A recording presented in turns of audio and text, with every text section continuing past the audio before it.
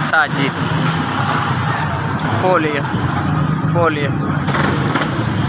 पिंडी पट्टी काम छदरे करदा बेकरी का, वो भी काम नहीं होंदा। इत्थे पैसे लैन आया सी भाई, वो भी नहीं मिले, 4000 लेना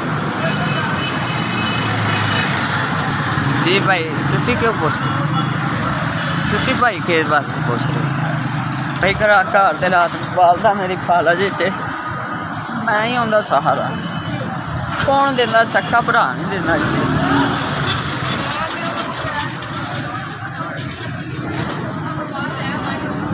मैं तो मेरी वालदा ये सारे भाई तिन ने लैदा वो पुछदे ही नहीं, लैदा ने।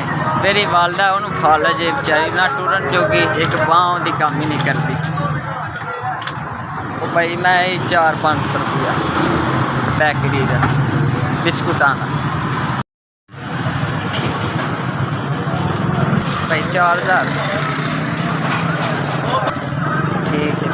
बड़ी मेहरबानी अल्लाह पाक देना खुश रख भाई। जिन्होंने लोगों ने भेजा है 4000 मैंने मिले, मैं तो किसी को लै लिया सी, मेरे लिए मिले, मेरी मदद की अल्लाह उन्हें जिंदगी देवे, तंदुरुस्ती देवे, मेरी तो दिलों दुआ। SVS थोड़ी मैं बड़ा शुक्रगुजार है जिन्होंने 4000 मेरे तक पहुँचाया।